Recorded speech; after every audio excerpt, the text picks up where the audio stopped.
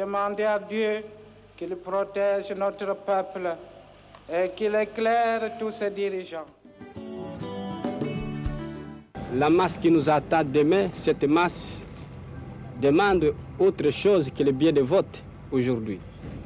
C'est le pain, c'est le progrès. Il faut que nous puissions construire cette nation. Frantz Fanon ne disait-il pas que l'Afrique a la forme d'un revolver dont la gâchette est placée au Zaïre? Car la libération du Zaïre représente la possibilité pour tous les autres pays d'Afrique de pouvoir enfin se développer. Qu'en dépit de complots visant sa déstabilisation et sa balkanisation, la République démocratique du Congo demeure unie dans ses frontières de 1960.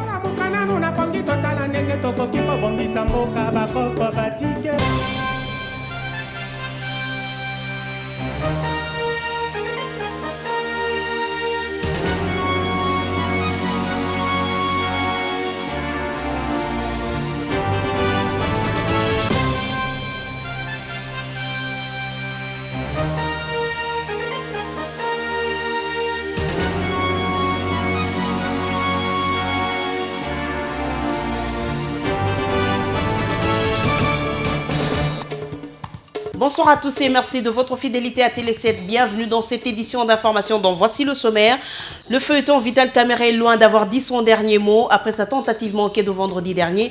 Le président de l'UNC s'est de nouveau vu bloqué à l'aéroport de Njili alors que lui et sa délégation avaient presque fini les formalités d'embarquement. Le voyage n'a pas eu lieu. Pour tirer au clair cette situation, le ministre de l'Intérieur a exigé de rencontrer le président de l'UNC ce lundi. Il devait lui transmettre des instructions du gouvernement en ce qui concerne la sécurité dans l'Est où Louis Kamerhe et ses camarades de partition vont bientôt se rendre. Pendant ce temps, plusieurs formations politiques ont signé samedi le code de bonne conduite préparé par la CENI. Beaucoup de formations politiques de l'opposition ont décliné l'invitation. Vous aurez à suivre les raisons avancées par le MLC et l'UNC. La majorité, pour sa part, salue le patriotisme de tous ceux qui se sont conformés à cette exigence. Enfin, Bosco Ntaganda a été ce lundi devant la chambre préliminaire de la CPI pour l'audience de confirmation des charges l'ex-seigneur de guerre et poursuivi pour crime de guerre et enrôlement d'enfants dans son groupe armé. Voilà tout pour les titres. Bonsoir à tous. Je le disais en titre, le président de l'UNC a de nouveau été empêché de quitter Kinshasa dimanche pour Goma, où l'attendent ses partisans. Vital Kamerhe considère cet acte comme une manœuvre orchestrée par le pouvoir en place pour restreindre sa liberté de mouvement, alors que le pays se prépare à accorder une amnistie aux rebelles qui ont tué beaucoup de Congolais à l'est du pays. Je vous propose la réaction de l'ancien président de l'Assemblée nationale dans ce reportage de Mariam Boya et Cédric Idembo. Après Malou Aviation, Vital Kamerhe a tenté une seconde fois avec CAA, mais sans succès. Il a de nouveau été empêché au président de l'UNC, selon ses propres dires, de quitter Kinshasa pour Goma. Vital Kamerhe reconnaît avoir été interpellé par le patron de la Direction générale de migration. Il dit ne pas connaître jusque-là les raisons qui sont à la base du refus de ce voyage qu'il compte faire à tout prix pour l'est du pays. Nous sommes allés à l'avion. Là, jusque-là, ça se passait très bien. La délégation était déjà dans l'avion et 5 personnes étaient restées avec moi. Quand la brutalité a commencé, on m'a empêché de monter. Pour moi, j'ai les billets. J'ai payé les go-pass. Finalement, un gentil monsieur de la DGM est venu me parler poliment pour me demander d'aller discuter dans son billet. J'ai dit, j'apprécie ce genre de comportement. Qu'est-ce qui se passe, monsieur? Oh non, si vous présentez le passeport, vous partez. Je lui ai remis mon passeport. Et je suis resté séquestré pendant 3 heures de temps. Il a failli que j'appelle la gauche à droite pour mettre mon passeport. Et je considère que j'ai été en état d'arrestation. En plus du fait qu'on m'a déjà empêché de voyager 3 fois. Vital Kamerhe et sa suite placent cet incident dans le compte des manœuvres du pouvoir qui voudraient l'empêcher de quitter la capitale. Depuis l'aéroport, l'autorité morale de l'UNC s'est fait accompagner de ses militants venus eux aussi chercher à comprendre ces ennuis qui ne cessent de poursuivre celui qu'ils considèrent comme leur leader. Le cycle électoral 2014-2016 a été lancé samedi avec la signature par les acteurs politiques du Code de bonne conduite pendant les élections. Malheureusement, la CENI doit faire son l'UDPS. le MLC et l'UNC, 3 formations politiques majeures du pays. Et ces 3 partis politiques ont séché le rendez-vous de la signature du Code de bonne conduite et le protocole d'accord qui institue le comité de liaison entre la CENI et les formations politiques. Pour le MLC, la feuille de route présentée par l'abbé Apollinaire Malou Malou n'est pas de nature à susciter l'adhésion de tous. Elle viole la Constitution. Son porte-parole, interrogé sur la question, conditionne cette signature par la révision de la feuille de route proposée par l'abbé Malou Malou. Germain Kambinga, des propos recueillis par Serge Koueté et Blanchard Kandolo. C'est une décision officieuse mais consentie au sein de l'ensemble de la classe politique d'opposition, dans la mesure où la signature de ce code de bonne conduite vient à la suite du passage du président de la Commission électorale nationale indépendante au niveau de l'Assemblée nationale pour la présentation de sa feuille de route. Et nous avions, nous, opposition, boycotté cette séance puisque nous considérions que cette feuille de route ne rencontrait pas nos préoccupations. Et la préoccupation, la première pour nous, était celle d'une feuille de route qui consacrait de facto, puisqu'il n'y avait que 2 hypothèses schématiques proposées par la CENI, une révision absolue de la Constitution pour passer à une votation au suffrage indirect des élus provinciaux notamment. Et tant que cette question de la feuille de route n'aura pas trouvé une conclusion consensuelle acceptée par tous, nous ne voyons pas comment est-ce que nous pourrions signer un code de bonne conduite qui est en fait une mise en exécution chronologique des éléments contenus dans la feuille de route. Et l'Union pour la Nation de Vital Kamerhe n'a pas non plus signé le document proposé par la CENI, comme le Mouvement de Libération, l'UDPS, l'ECD et bien d'autres formations politiques de l'opposition. L'UNC dénonce la procédure proposée par le bureau de la CENI. Vital Kamerhe est interrogé par Mariam Boya.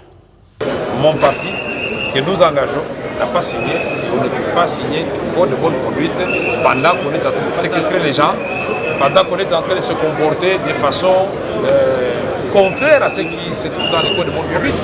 Puisque les codes de bonne conduite prévoient quoi? Libre circulation, accès aux médias pour tous, liberté fondamentale garantie.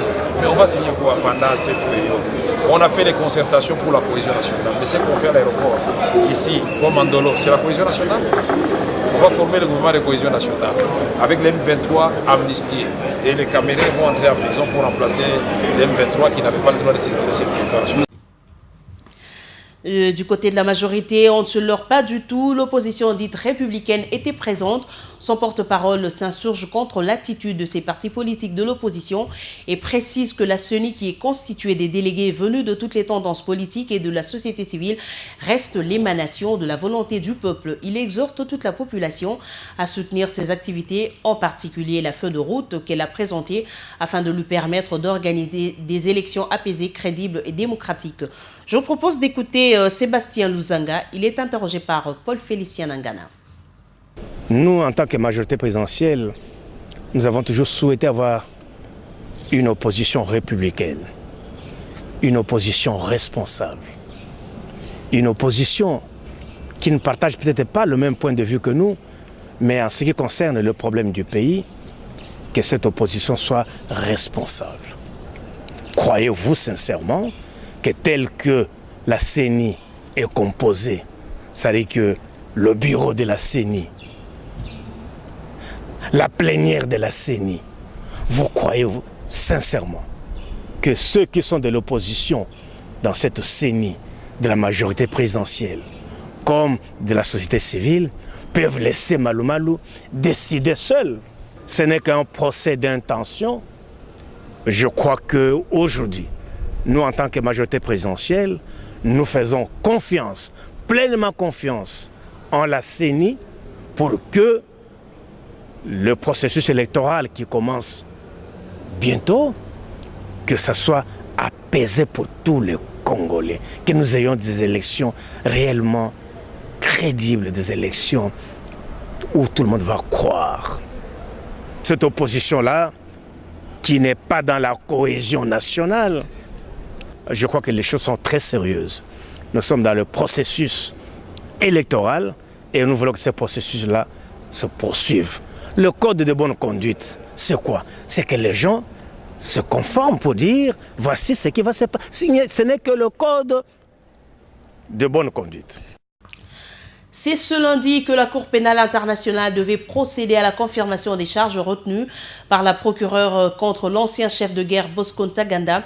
Il est en fait question de déterminer la pertinence des éléments retenus à l'endroit de l'incriminé pour que soit enfin établie sa culpabilité et donner lieu à l'ouverture de procès s'il y en aura un.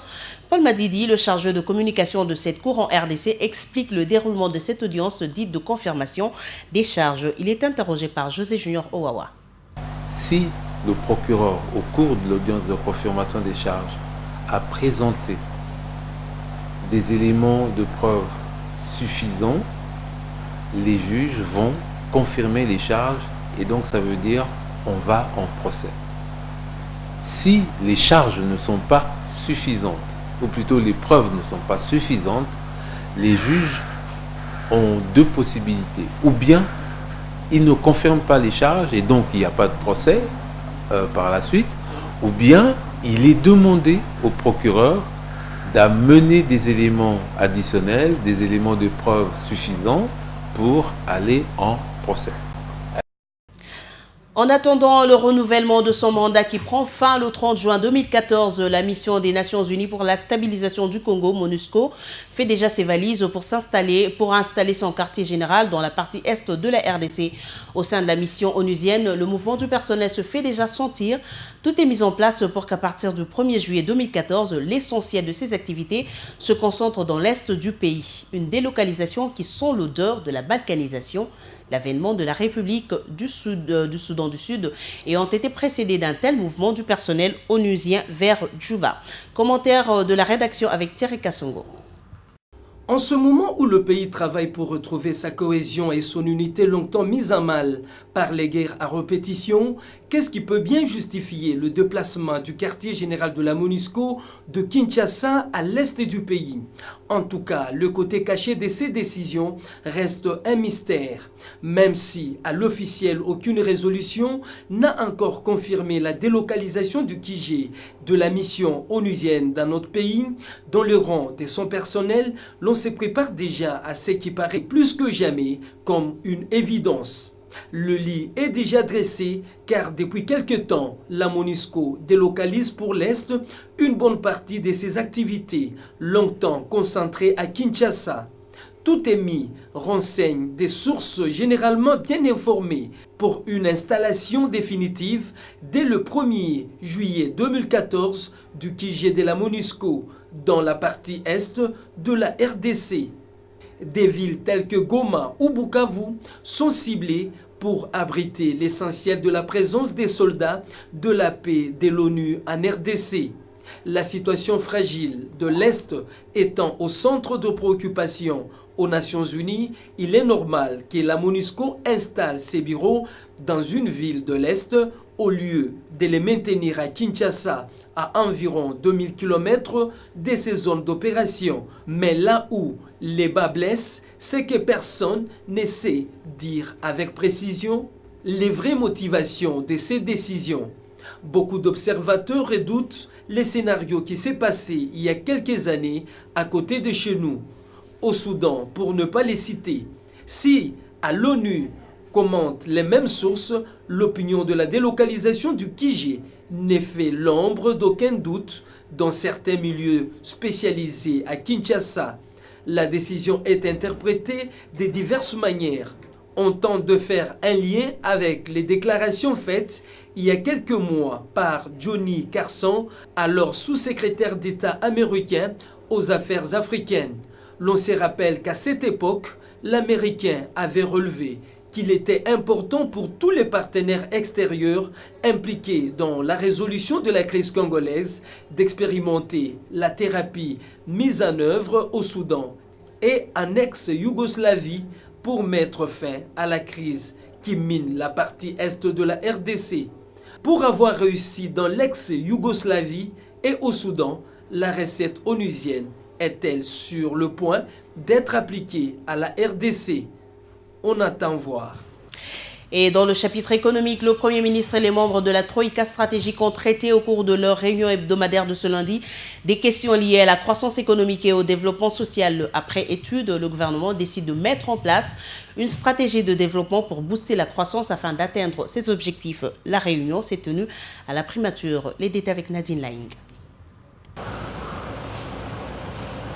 Cette rencontre aura permis aux membres de la Troïka stratégique d'évaluer la situation économique du pays. À la fin du mois de janvier, sur tous les paramètres, la situation est sous contrôle, rassure Patrice Kitebi en dépit de quelques pressions. Le ministre délégué aux Finances précise en revanche que des stratégies sont mises en place pour réduire la vulnérabilité de l'économie nationale. Le gouvernement a mis en place une stratégie de développement de ce que nous appelons les parcs agro-industriels qui doivent nous permettre non seulement d'accélérer la croissance économique, mais aussi le développement social à travers une stratégie de développement des chaînes de valeur, axée essentiellement autour de l'agriculture et de l'agribusiness. Et à l'intérieur, non seulement on a des parcs à vocation commerciale, où vous avez une grande activité industrielle, une grande activité de production en termes de fermes d'une certaine envergure, mais vous avez aussi ce que nous appelons les parcs agro-industriels coopératifs, où nous allons essentiellement, en ce qui concerne par exemple la plaine de la Ruzizi, encadrer les petits paysans, les structurer dans des coopératives paysannes qui leur permettent d'accroître la production et le rendement avec des semences de qualité et un encadrement en termes de services, mais également d'avoir donc une incidence directe sur la croissance et sur la réduction de la pauvreté. Pour s'approprier de ces stratégies, le Premier ministre avait échangé avec quelques membres du gouvernement et les partenaires au développement pour se faire une idée sur les efforts que fournit le gouvernement congolais dans le but de maintenir stable le cadre macroéconomique dans notre pays. À Mbujimayi, les victimes de l'explosion de la poudrière du camp Brigade viennent de recevoir une assistance sociale. Cet acte don de l'ONG Sève est constitué des sacs de maïs, des bidons d'huile et d'une chèvre. Le bébé de 3 mois dont les parents ont succombé sur le coup a été le seul à recevoir 6 sacs de maïs, une chèvre et une moto pour sa survie. Les détails de cette opération avec notre correspondant Urbain Kabey. Il est joint au téléphone par Mariam Boya. Les familles des victimes de l'explosion de la poudrière du camp Brigade ont bénéficié d'une assistance sociale ce week-end de la part de la présidente de l'ONG Sève, honorable Odette Mbouyi. 18 familles ont bénéficié de la part de la patronne des Sèves 3 sacs de maïs, un sac de braise, un bidon de 20 litres d'huile végétale et une chèvre. Ceci en raison de la perte d'une personne. Et ces deux, l'ONG faisait double du don. Dans son parler, Odette Mbouyi a précisé que c'est une façon de pleurer avec ses familles car c'est un événement qui s'est produit d'une manière inattendue et ça entre dans les objectifs de sa structure d'assister les sinistrés, les orphelins, les vieillards, les veufs et les veuves.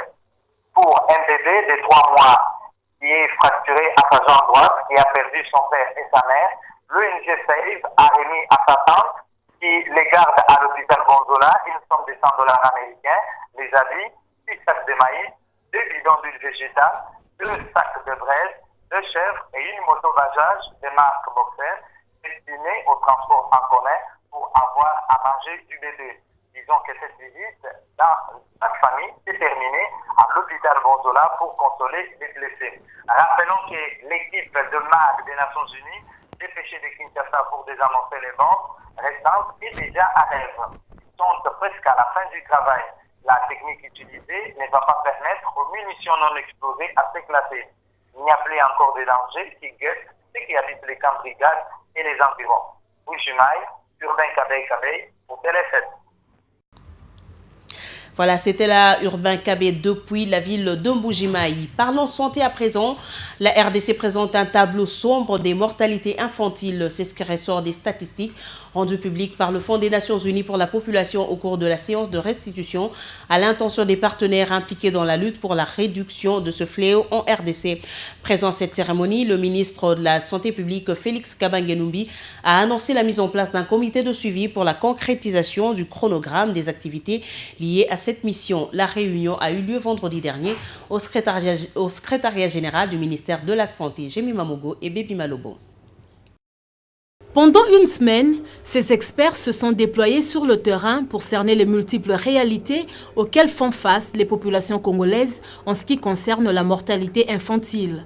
Cette séance de restitution financée par l'UNFPA répondait à l'objectif de la réduction sensible du taux de la mortalité maternelle et infantile à l'horizon 2015. À cette occasion, Félix Kabange, ministre de la Santé, n'a pas manqué de rassurer que les résultats présentés par cette mission seront pris en compte par un comité de suivi devant veiller à la concrétisation de son chronogramme de mise en œuvre. Nous entrevoyons déjà des objectifs pour 2035, de sorte que nous puissions continuer. Et les 2 années, c'est-à-dire 2014 et 2015, vont nous permettre d'avoir des paramètres, de voir comment et à quelle vitesse cette réduction peut se faire, de sorte que nous puissions faire des projections pour le prochain plan national de développement sanitaire et pour les autres années dans le cadre du programme pluriannuel du gouvernement. Les partenaires qui soutiennent cette initiative se disent eux aussi satisfaits de la qualité du travail abattu. Nous devons faire des progrès tous ensemble pour travailler mieux et on ne pourra atteindre les objectifs du millénaire qui sont des objectifs ambitieux que si nous coordonnons nos efforts et que nous nous assurons que toutes les femmes, tous les enfants de ce pays accèdent à des services de santé, ont l'information et ont les soins dont ils ont besoin. Au terme de la toute dernière mission, l'objectif assigné dans 2 ans, soit de 2014 à 2015, est de sauver 492 000 enfants et 7 900 femmes enceintes en RDC. Un défi difficile, mais pas impossible à relever. Et en sport, l'ASV Club de Kinshasa s'est imposé face à Kanompila du Nigeria en match comptant pour la manche allée des préliminaires de la 18e édition de la Ligue des Champions. Ce duel qui s'est joué dimanche au stade Tata Raphaël s'est donc soldé sur le score de 3-1. Le temps fort de cette rencontre avec Thierry Kassongo. Ils ont débuté le match dans un esprit de compétitivité. Les dauphins noirs de la capitale congolaise se sont vite jetés dans la bataille en mettant la pression à la défense nigériane. Après 10 minutes de jeu, le diable Mumbele Ndombe ouvre le score à l'avantage de son équipe. 20 minutes plus tard, l'attaque nigériane s'organise et met en difficulté la défense de l'équipe quinoise. Rabiul Ali profite d'une léthargie et place la balle dans les filets. L'égalisation plonge le stade dans le silence et les doutes s'installent du côté supporters. Le Mascovite n'ont pas perdu d'espoir. À la 45e minute, Loussa Dissou parvient, après un centre parfait d'Héritier Louvumbu, à marquer le 2e but de Vert et Noir.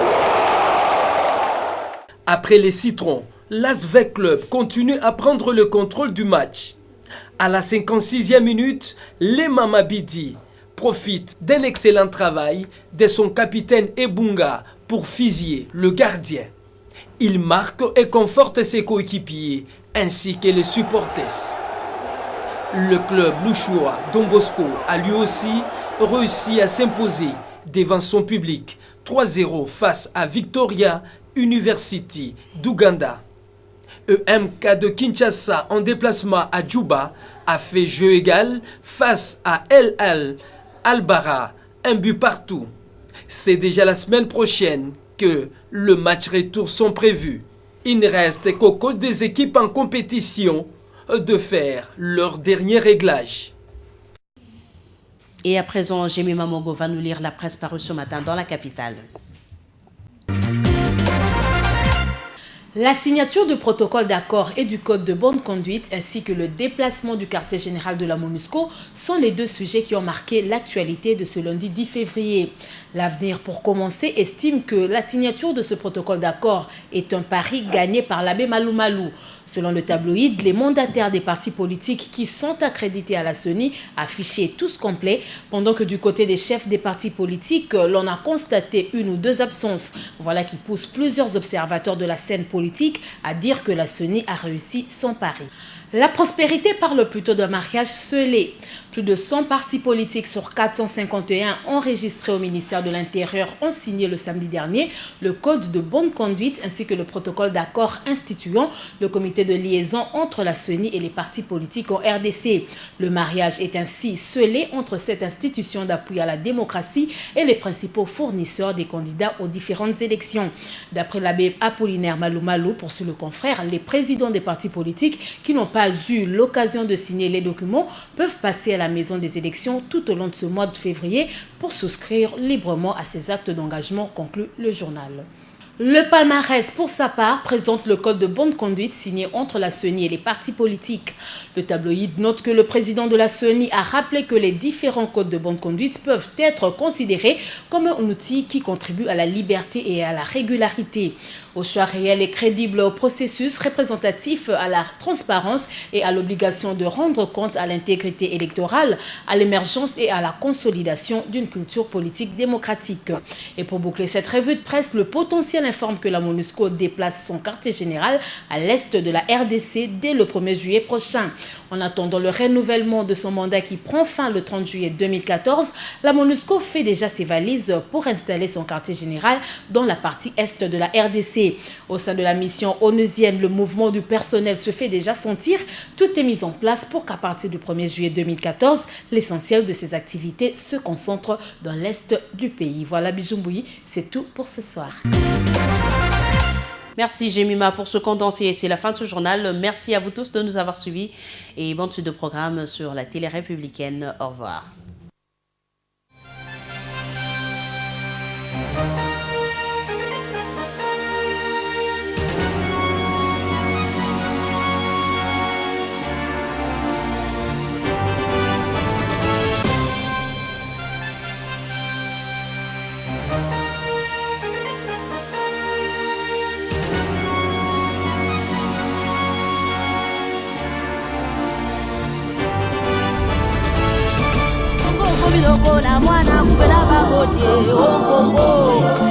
Les complots étaient déjà faits. Les plans étaient déjà établis. C'est d'imposer un gouvernement contre la volonté du peuple. La Belgique désire balkaniser ce pays. L'éclatement du Congo, c'est demain. Nous devons marcher à fond, même conclure des accords avec le diable pour refaire l'unité du Congo. Rien à faire. Et le Congo restera un et indivisible. Puis de complot visant sa déstabilisation et sa balkanisation. La République démocratique du Congo demeure unie dans ses frontières de 1960.